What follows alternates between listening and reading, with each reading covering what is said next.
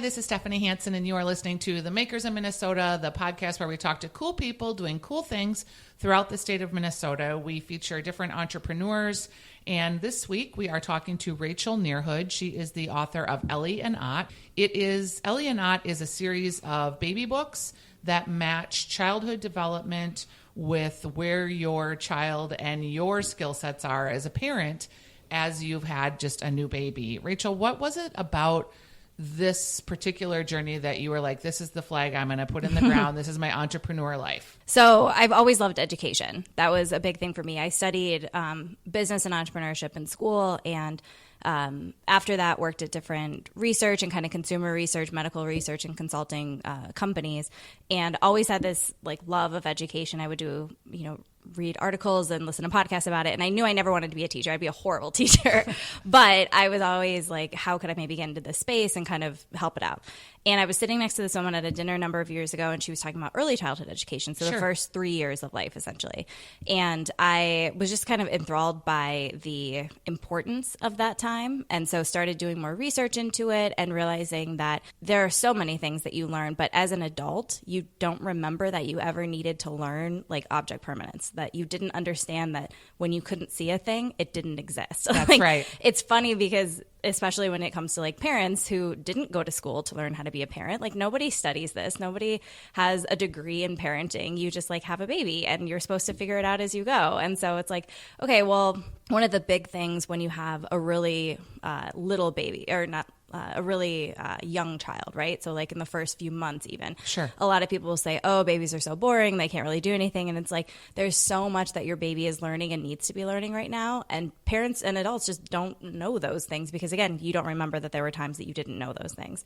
So we're trying to help parents understand this is what your baby's development looks like right now. And then even past that, here are things that you can do to take advantage of this time. Because we're not reinventing child development. Sure. That's science, right? Like we're Dr. taking Spock that. might have already right. beat you to it.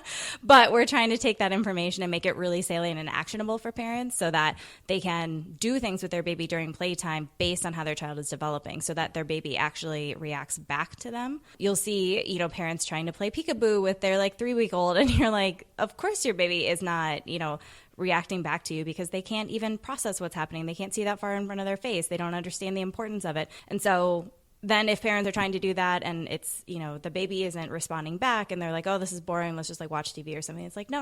Like there are things that your baby is doing right now that you can be interacting with them about. You just don't necessarily know what those things are. And we've all heard that reading is important to read to your child. And obviously when you're reading to a baby, the baby isn't interacting, with what you're reading. But I guess it all makes sense that when you're reading to a baby, your eye contact with them, your voice inflections, you're making connections in that way. So is that why you thought, did you think about the book first, or each book comes with a child development card and then also a card for the parents? So it was more the developmental piece first. And then because everyone is told to read to their babies, it was like, well, why don't we just try to take the modality that parents are already in tune with and just use that as the way to kind of get into their homes, if you will. So that's where the idea of bringing the books came in. Okay. And then it also kind of just became, well, how could we tell stories differently? I mean, the books that we've written are not typical children's books. Like they tell stories, like the first book is about Ellie's birth story. Like it's not traditional children's stories that we're telling. We're telling them in a way that you can certainly read to your child. It's not inappropriate or anything like that. But they're also written for parents to relate to and understand. So more than a Pat the Bunny type of experience. Totally, yeah. Yeah, well, and especially for like really early like board books, baby books, a lot of those stories are very simplistic, very, single word type stuff, and trying to give parents something that's a little bit more enjoyable to read. Yeah, a little bit more engaging. Yeah.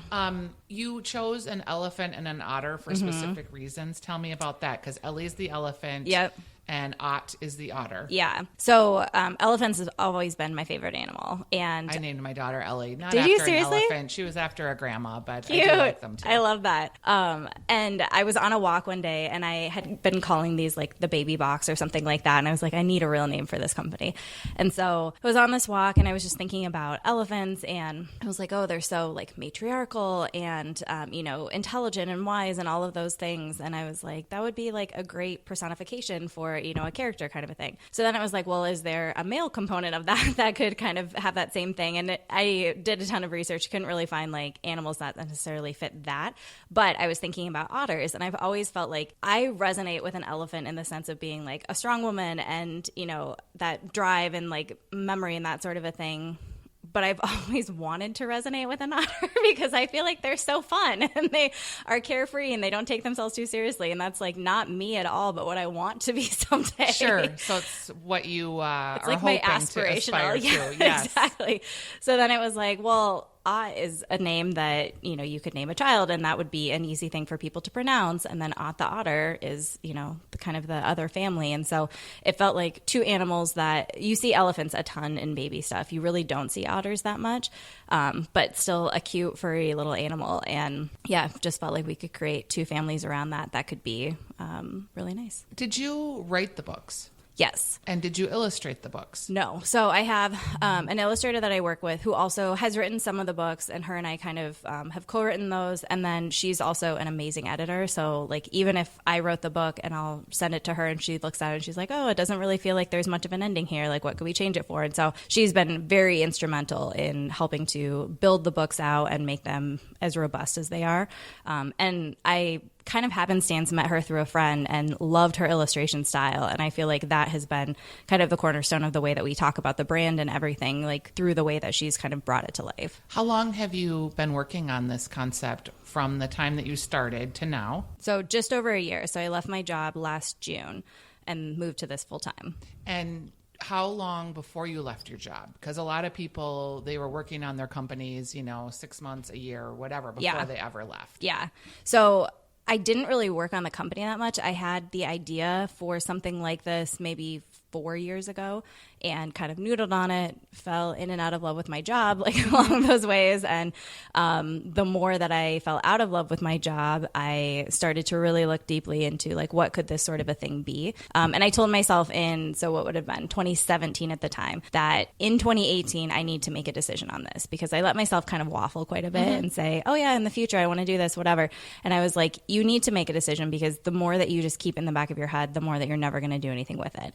And so then I made the decision to do it. So you did it, sort of went into it cold turkey, like you quit your job and were just like, okay, I'm going to start a company today. Yeah, I've been saving money for a number of years, knowing that I eventually wanted to do this. And I was at a point in my job where I was just like not at all happy there. I was having like anxiety attacks and like all that kind of stuff. And it was like, this is not a healthy place for me to be. And so it didn't really make sense to try to work on this while I was trying to work at my job.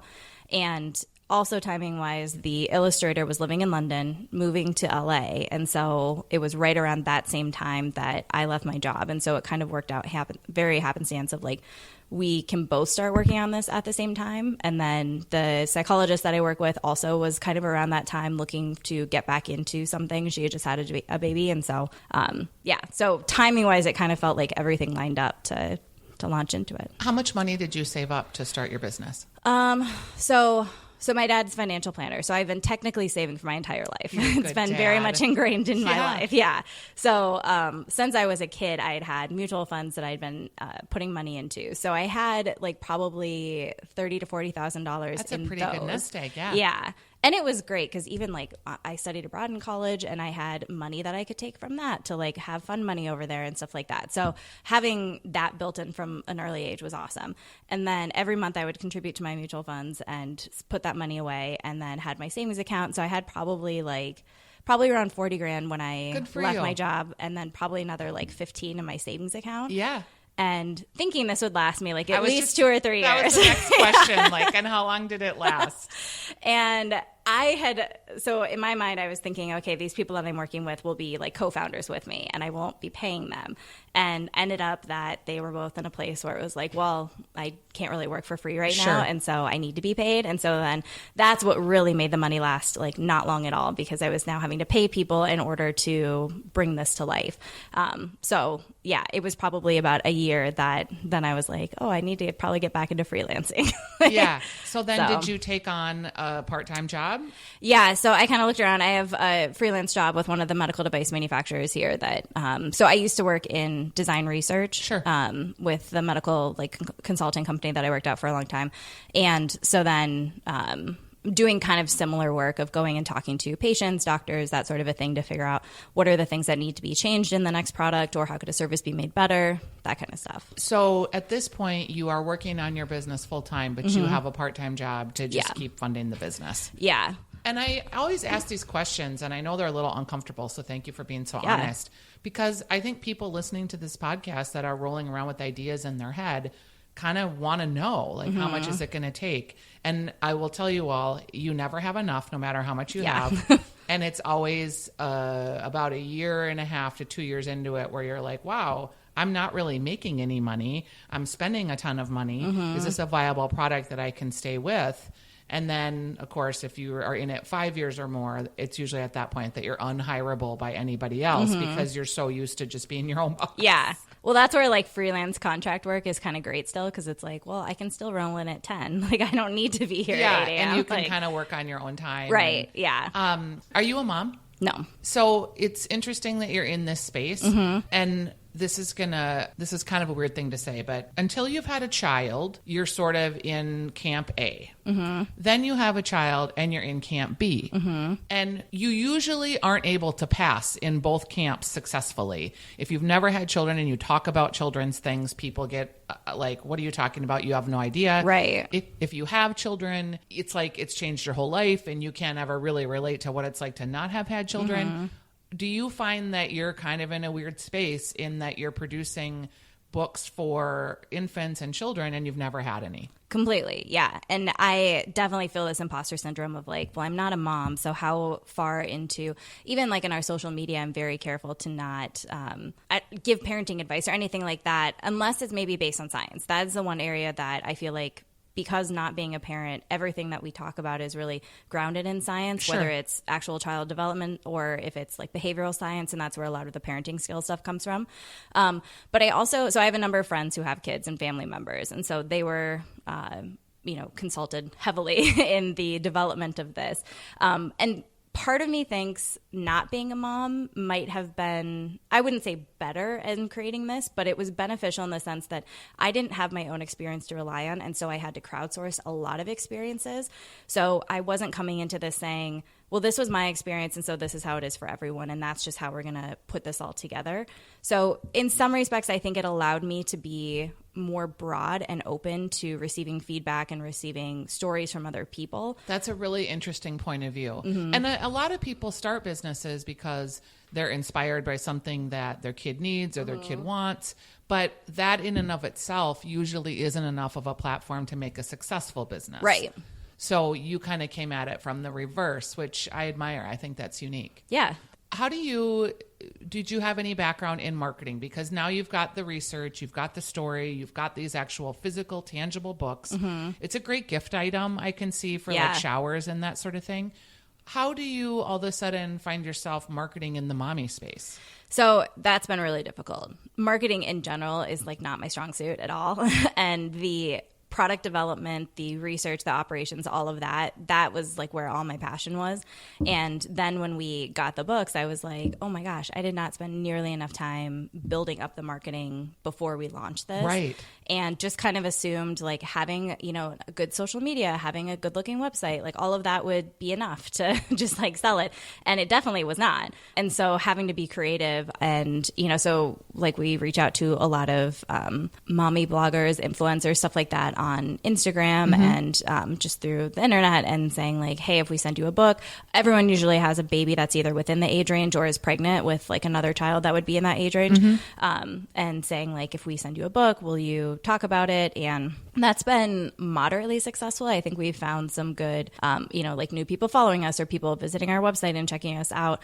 It hasn't led to purchases in the same way that I kind of had expected it to. Yeah. And I think that there's a little bit of the bloom is off the rose with that kind of marketing too. It used to be you could give someone your product to try, and then it was sort of understood that they would mention it or talk about it, and you didn't exchange money, you just exchanged product. Right. Then it became like, sure, if you want to pay me to do that, and if you didn't pay, you weren't always guaranteed that you got placement. And I imagine for you, it costs probably $10 to send a book to someone between production and shipping. And yeah. And so then it's kind of like, well, if I'm not getting any return on this, and it's a weird space too, because you can't really say, well, I'll pay you if someone buys this, and, you know, all of those things. And influencer marketing in general is just such a weird concept of like, oh, you post pictures of yourself and you happen to have like, you know, 50,000 followers and, you know, people that watch your stuff. But even like we've had some people post that it's been like thousands of likes on the photo and people commenting like, these books are so awesome, I love this idea,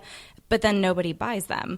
And so it's like, is this fake? Like, is this real life that you guys are all doing this, but then you're not actually engaging in the brand? You're just, I don't know, trying to comment to like get this other person to comment back. I don't know. Yes. It feels weird. A lot of times it is. Yeah. I'm kind of in the food space myself. And, you know, I don't get, you know, thousands of likes on any of the stuff I do. What I do have is the authenticity of that people trust if I say something's good, they might try it. Right. And it's a smaller reach. It's a more authentic reach.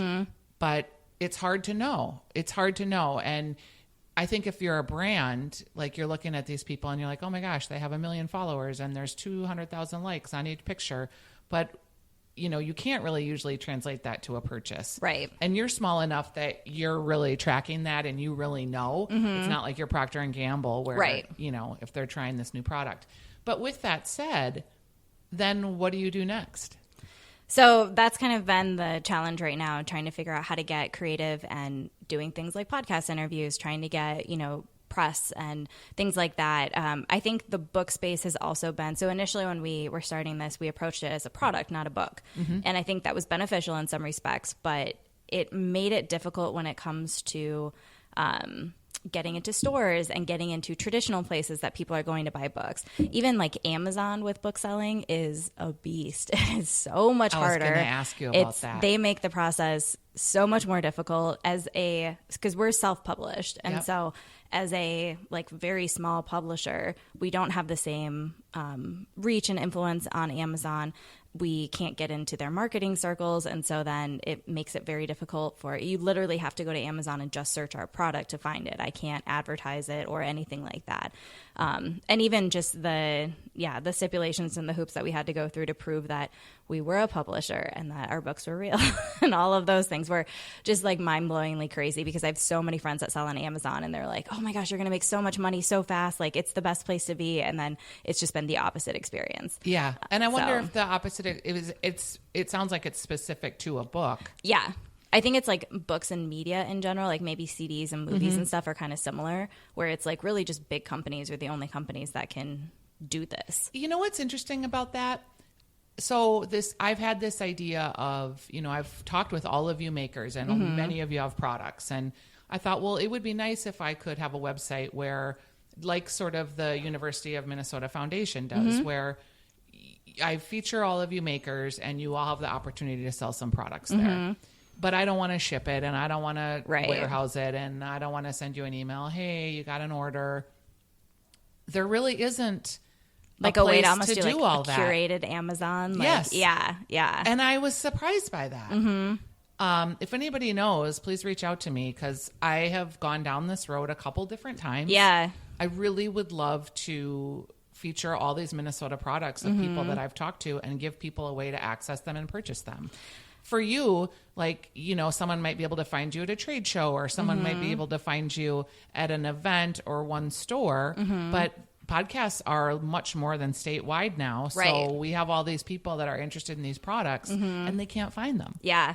No, that's a good point, because you really just have to either go to like our website, or, you know, if you go into Target and you're like, oh, I heard about these books, I wonder if they're there. We're not there. That's right. Target, if you're listening, we'd love to be there. But And another person I talked to, Essence One, they make essential oils, and they have a specific deodorant that's really great for cancer survivors because it has no chemicals in it and it smells great. Nice. And she was selling sort of at boutiques and pop-ups, and she had a website, but she eventually started a store with a group of other women because people wanted to go to a store to buy her product and they couldn't.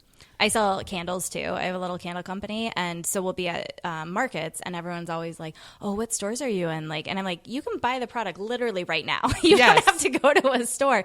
But I think it's that idea of like, maybe I don't want this today, or if I buy one today, like, where could I find it later on? And you would think it would be simple enough to be like, "Oh, we'll just go to our website," but people don't. Right. And it's kind of a pain to go to someone's website and specifically register, create a profile, like all that. It's a lot easier, and I'm sounding so lazy, but just to pick and, well, and that's where like Amazon makes it so easy, because you don't have to re-enter your credit card information. You don't have to put in your shipping address. Right. You literally can just say, here's the product I want, send it to me tomorrow, kind of a thing. And on our website, you have to pay for shipping. You have to, do all of these other hoops. And so it does make the burden much higher. And the shipping piece is a real thing. If I used to have a company and we sold online, and it would cost me, $7.95 to ship you something. If Amazon is telling you they're going to ship it for free, you're automatically like down $7.95. Completely.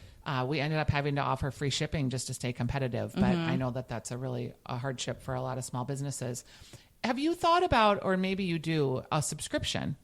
Yes. So that was actually the original goal, was to do a subscription box. And that's the reason that the books and the cards are all separate, because we would show it to people and say, okay, imagine this arrives on your doorstep. Like, what do you pay for it? Is this enough stuff that you're getting? Like, what does it feel like for value?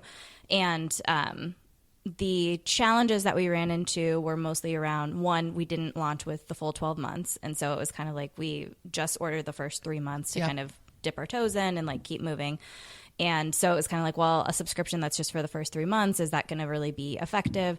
And then we had interest from stores. And so then it was like, well, a subscription product in a store doesn't really work. And so if we're just selling to a store, like, maybe a direct retail model just makes more sense right now. So that's what we did. I think that eventually moving back into a subscription would be a pretty good space for us to be in, especially because we've crafted these to be a month by month. Yeah. And I can see, like, if you have someone who's pregnant and you want to give them a gift and you want it to be something different, right? You could buy them a whole year and, do something like that. Also, are there other product offshoots? Yeah. So certainly in the future, there's a lot of ability to move into like merchandising. So, stuffed animals being an obvious type of one, but even clothing or things like that would be easy to get into, especially when you have characters to base on. I think that is something that we lucked into for sure. It wasn't a strategic move, but having characters, I think, allows us to get into other spaces so much more easily than brands that are in our same space but just have a brand name. It's essentially saying, here, I can sell you a onesie that has cute animals and illustrations on it, or I can sell you a onesie that just has a brand name on it, because they can't really branch out into anything more. But then also and like the more media, educational focus is kind of dry. Yeah. And then media would be another easy one. So past this of the first year books, it's moving into similar sort of concept, but just older books, or books for older children, and moving into more like behavioral type topics. So things like biting, and like, learning the importance of brushing your teeth, like things like that, and ways for parents for 15-year-old boys and girls. Right. Well, and that's the thing too, because like the issue with this is that it's month by month, right? And so if you have an 8-month-old, you're like, oh, they're past like the relevance for these things, and it's like they're not. But if you have a book about brushing your teeth, that could be relevant to your 4-year-old or your 15-year-old. Yeah. So there's a lot more reach that we can have when we start getting into those older books. And those will still fall in the same vein of helping parents better understand how their child is perceiving the world and what they can do based on that. So that's the main tenet. Yes, completely. And then it must be hard for you, because everything seems like a good idea. Yeah. Because I'm already like sitting here like, oh, this is a great idea, and that is a great idea. And part of what gets hard for entrepreneurs is to focus. Yeah. How do you've got that overarching, is this something that's going to be helpful for kids and parents? How do you vet whether the idea is worth moving forward on, or just a great idea, but maybe not for me? So right now, the easy way to focus is that I have like 5,000 books in my basement. So I was that makes it about that. Really easy to say we can't do anything else because we have all of this product and we have to just focus on selling this product. So what does a typical day look like for you? So that's a good question. I don't know that I have a super typical day. So, I mean, in the morning, it would be waking up, going to Alchemy for my workout. Do you do the A10 or the A20? I do the A20s. I want to talk with them. They're a local company. They're building great. these workouts that if you do them every day, like basically you're guaranteed premier fitness. Yeah. My like cardio has never been higher. My strength has never been higher. And you're not necessarily lifting heavy weights in the class. It might be like a 20-pound weight that you're using, but you do so many reps. And yeah, I've never been more into fitness than when I found Alchemy. Yeah, so, it's kind of a lifestyle. So yeah, that's completely. A whole other podcast. Yeah. So you start with your 820. Yeah. So then I do that, and then either so I joined the Coven. So I will work out of there sometimes. I'm going to just go. The Coven is a workspace that is primarily for women, only for women. It is located in the North Loop, and they're actually opening another location in St. Paul. Yeah. You should talk to them too. They were super interesting. I actually we've gone down the road, and then I just haven't scheduled it. Okay, so yeah. I probably need to. Yeah. It's going to be right by my house. So yeah, that's there's right. that. The new one is, yeah. So then you, So do then you go going to the Coven there- every day? Not every day. So I actually I'm on kind of a break from the Coven. I am in the Beta MN cohort this semester. I was And gonna tell me say. what that is. Yeah, so Beta MN is like a local Minnesota-based startup kind of. It's not an incubator, but kind of like that. So they kick off every cohort with the Beta Showcase, which is basically like a science fair for startups. So you go around and you can, everyone has a table, you have, like posters and you have your product and all that kind of stuff. And people just go around and you can talk to the entrepreneurs up close and see what are the things that they're doing. And a lot of it is technology based. I was the only one who was solely product based, and there was another company that was both product and technology, but most of them are apps or websites. And so it's a lot of people like demoing their product or that kind of a thing, and then just trying to get better awareness about what you're providing. And then they do, I think it lasts for 6 months, yeah. And then they do kind of programming after that. So they'll bring in different business people, people in different domain areas, people around fundraising, and just have kind of talks and conversations. And then they do like press events and fundraising events. And has it been helpful for you? Yeah. So it's been great overall for sure. Not being technology focused has been, it's not so much that it hasn't been good for me, but that because everyone else is technology focused, a lot of the people that come in and talk about raising money are all talking about like your technology or your software or your, SaaS company. And it's like, well, that's not me at all. And so how do I need to approach fundraising? Because it is a different space when you're not an app. So things like that have made it a little bit challenging. But they give you amazing resources and you get access to people that, I wouldn't have gotten access to before. And it's just kind of in a group of people, you get to talk with other entrepreneurs who are in the same, lifestyle as you and can go through the same struggles as you. And you can talk about things from the same perspective rather than maybe talking to people who, not only haven't started a company, but it just aren't in the same stage as you. Because that's the hard part. When you talk to people who have started companies, especially when they've been successful, they don't remember those really early days all the time. And they can't always relate to the pain that, I might be going through. Or they at least have the shiny ending at the end. And I don't have that yet. So how much of your time in your day-to-day is spent on sales and how much is spent on marketing? So I would say most of it is spent on marketing only because sales specifically in terms of like going to a store and trying to get them to carry our product. Cold calling. I don't know how do you sell it? Yeah. So, it was kind of weird because the very first week we had 2 stores that we had contacted and they were like, yep, love it. Let's bring it in. And so I'm like, great. Like this is the model. Like this is going to work. That's the beginner's luck part. Oh, completely. It was just like, because it hasn't worked that way at all since then. No other store has picked us up. I've had different reasons. The majority of them being, well, we buy all of our books from a distributor. And I was going to ask about that. So then I contacted a number of distributors and was like, hey, I would love to see about getting our books into your distribution line or whatever. And most of them were like, well, we work with major publishers who have 50 new books every quarter that we're talking about. Like, we're not going to talk about your book every single time that we go to meet with people. We're only going to talk about the books that are just coming out. Mm-hmm. And so maybe the first time you get people into the store, but after that, you don't. And so even kind of the piece of like the marketing and why that needs to be more of a focus, I feel like, is that even once you get a book into a store, it's not the end of it, right? Like we also need to get people to go into the store to buy the book. So how can we get better awareness, get better, following for people to understand what our product is and how it can be helpful and useful for them. And you're having to do a lot of guerrilla marketing, I'm assuming, Yeah. because you don't have, do you have marketing I don't have money? budgets to do that. And that's even where kind of the contracting job came in of like, okay, I need to build back up my savings so that we have more money available for ad spends.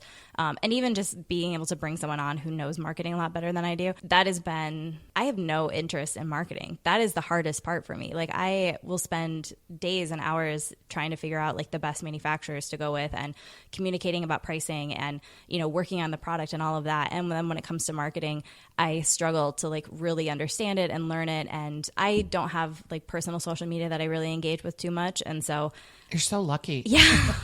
That's like my whole life. Like I go on Instagram, but I post on Instagram maybe like once every few months or something. And so having to kind of reframe your brain to be like, oh, I need to start taking more pictures and more things that I could put up on, Instagram and on Facebook and all that kind of stuff has been difficult to get into for sure. And it's challenging. It's kind of 24/7 too. And if you Yeah. don't like it, you're just forcing yourself to always be like, ugh. Yeah. And forcing yourself to try to figure out like, how do I create, captions that people read and that, convert to actual going to my website and buying our product. And It's funny to hear you even talk like that because that's, I'm a marketer and we just like, oh, I'm going to try this. I'm going to try that. I'm going to try this. And you're totally talking about it like from a research perspective, Yeah, like what kind of caption is going to create an action that's going to result in a sale at my website and create the ROI that I need. And while all of that is great, it's probably a little bit of both that's required. Right. A little bit of finesse of, you can have analysis by paralysis too. And sometimes you just got to put stuff out there and you don't know what works. Yeah. That's been the challenge too of like you spend all this time trying to figure out how to do something and then you still also have to do it. Yes. And that's where like my contract job being the same stuff I've done before, it's like it was so great to finally be in a space where I was like, oh, I already know how to do this. I just get to do it. Like instead of having to figure out all of that. In some ways, it's kind of like parenting. Yeah, when that's true. I had a baby and she's going to be 21 this year. So that's how long ago it was. I was a worker when I had the baby and I took 6 weeks of vacation. And after that 6 weeks was over, I was dying to go back to work because I didn't know how to do a baby. Yeah. I was feeling I lacked confidence. It was nerve wracking. It was scary. And like when I got to my actual job, when I went back to work, people were like, I can't believe you went back to work with the 6-week-old baby. I was like, well, hey, that's what we did. Yeah. Because we didn't have maternity benefits. No, my mom was the same. Yeah, I was I in got daycare 2 weeks from the of time I was 6 vacation. weeks old. Yeah, and then I had to go back to work because we didn't have money. But outside of that, the benefit was I got to go to work and I knew what my job entailed. Like I knew what I was supposed to do. So I think when I heard about your product, that appealed to me too, because I felt as a new mom really like a fish out of water and just I lacked confidence and I was scared all the time and just like, oh, am I doing this right? And how am I going to make sure that my kid isn't one of those kids, And I suspect now with technology too, it's even worse because let's face it, sometimes you put the baby down and in front of the Teletubbies, which is what we did in the day. And it was like, 10 minutes of mind clearing, just like, okay, I can get through the rest of this day. Yeah. Now with technology, it would be really hard for me not to give my kid an iPad on occasion. I go to restaurants and I watch people eating with their families. And you see the couple engaging, and then the kids are just all individually on their pads. It could be a family of 3, and the mom and dad are probably talking, but the kids are just totally in their own zone. I don't know. I think about that. Like, I get it. I'd want to do it too. I probably would do it. But also, like, what are you teaching your kid about how to interact in a restaurant and with other family members and strangers in a group setting? Right. I mean, I obviously grew up when even I got my first cell phone at like 16 or 17 and it was, the tiny like touchscreen ones. Like there was nothing like, I think I was in college when the first iPhone came out. So, but even growing up, like we had TV obviously, but my parents were always like, turn the TV off. We're having dinner. Like everyone is contributing to the conversation. And that was something that I grew up with that I feel like was very fundamental to creating, a good family unit. And, no shame at all for people who can't always have that. But the way that technology has kind of infiltrated all of those social norms and the way that people probably need to be engaging a lot more is pretty sad. Like when you go to restaurants and you do see all the kids on their own iPads, it's not even like, because even when we first started getting technology, you had to share. Like your family only had one. Right. So you had like 3 people crowded around one person playing on like the Game Boy or something. But now like everyone has their own and you're just like, wait, like you guys aren't even talking to each other as you're doing this. Like, or I've also seen like families that are with another family and like the kids are all together, but they're all on their own things. They're not even playing with each other. They aren't in their own family. It is interesting. I think too, as entrepreneurs, I am totally addicted to my own technology because I'm constantly posting. I'm looking for things to post. I'm looking for ideas. Yeah. I'm looking for new ways to do things. That also takes away from my family time. Like to know like, okay, I'm doing social media for this client and someone might need something or say something and I'm not responsive enough. I feel like I can't ever take a minute off. And I'm really trying to work on that. I have not been very successful at all, but I'm trying to work on what balance looks like when you are responsible for being a responsive customer service person too.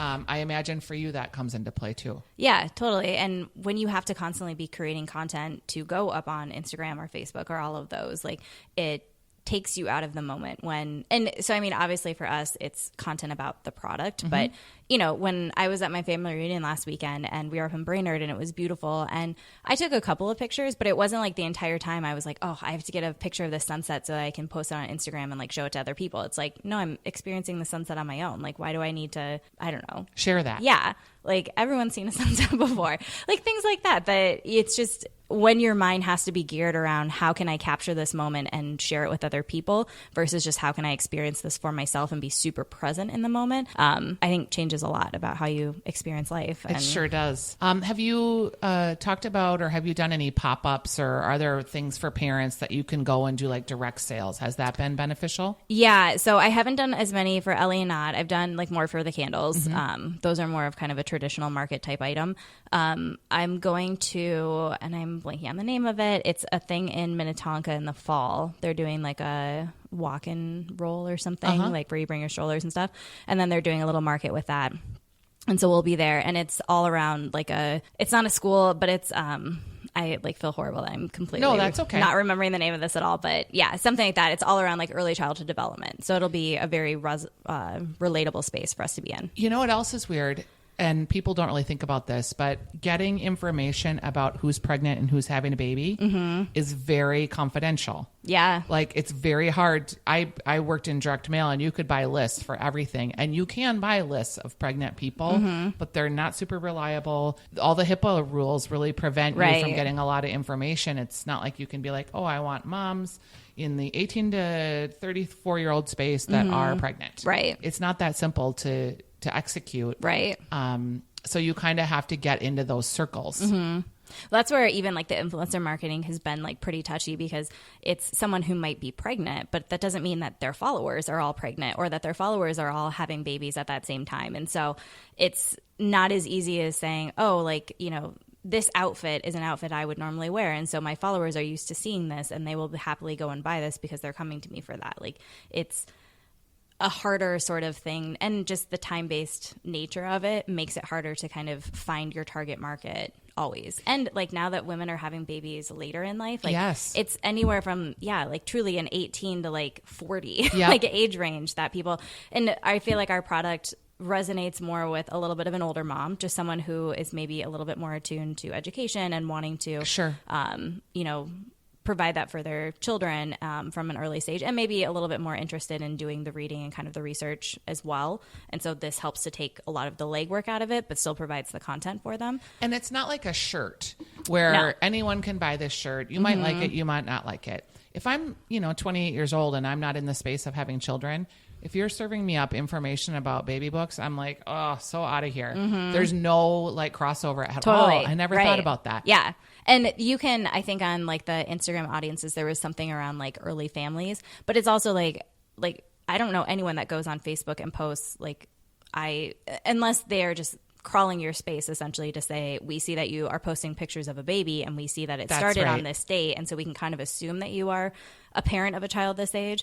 That's just creeper. There's nothing that you have put on there to necessarily say, I had a child on this day. That's right. So yeah, like targeting of the marketing is very, very difficult when it comes to that.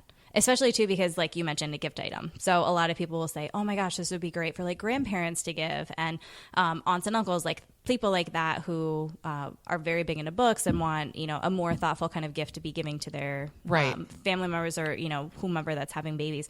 But then it's also like, well, then that target market is extremely wide open, because there's no way for us to necessarily know that, one, you had a child and that your child is about to have a child, and you could be in the age range of 50 to like 80 at that time, and how much are you engaging on social media all the time to find that information. And do you write down like goals? Like, do you know, like the next 3 months this is my goal, the next 6 months this is my goal? No, I wouldn't say that I'm good about doing that. I probably should be. Are you more just intuitive about like, these are the things I need to get done today? Yeah, I think it's more about kind of, this is what, and not so much today, but like these are the things that we need to be focusing on, like trying to. For holiday, because it is coming up. Yep, holiday, and even just trying to figure out like, okay, how do we create social media that is going to be more resonating with other people, or how do we, I think a lot of it, especially when it comes to the marketing, is more of the, I need to figure out like, what are the things I need to do, and then how do I do those things, and then doing those things. Mm-hmm. Like, it's almost, because I'm just so not in that space at all, it makes it much more difficult to even know where that strategy should kind of go. When I think about the strategy for the product, like I have that down. Yeah. I know that. It's just a lot harder when it comes to not only just executing on the marketing, but figuring out what should go into that marketing. All right. So before we wrap up, we're going to give you the opportunity to give a 1 minute, 30 seconds, 1 minute, whatever commercial about how we're going to get rid of these 5,000 books in your basement. Sounds great. So Ellie and Aught is a book series that is all around following families through the first year of their baby's life. And so right now we have the first 6 months on the market. Each month has a storybook that accompanies different playtime activities that are all based around the baby's development at that age, and then helping parents to understand what you can actually do to take advantage of this time, rather than just serving up information. It's all about how do we make it actionable. But then also, because parents are people too, and they need to be, perfecting and working on their own skills, we have a theme for each month. So like the first month is survival mode, and you get 3 different strategies that just help you get through that first month. The second month is recovery mode, like helping to give parents also some things that they can be thinking about. And they're not like how to swaddle your baby or how to, burp your baby, anything like that. It's much more, what are relaxation techniques that you can take and use throughout your everyday life. I mean, these are almost just like how to adult better, not even just like how to be a parent, but knowing that there's a book series very, in that. Yeah, right. And yeah, so we have the first 6 months available, and we sell them individually or as a set of 3 or a set of 6. And you can find us on our website. So ellieandott.com, ELLIEANDOTT.com. So Ellie and Ott.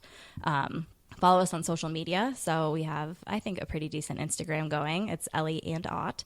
And then, yeah, that's kind of the primary places that we exist right now. You can find us, really quick, in Minneapolis. We're in Pacifier. And so you can find us in the Pacifier stores too. I love that store. Yeah, that was like the dream baby store to get into. Yeah. And they were like the first ones to say yes. And so I was like, well, if we got them, like everyone else is going to be easy. And then it was like, oh no, these are the good people because they take on really unique and great products.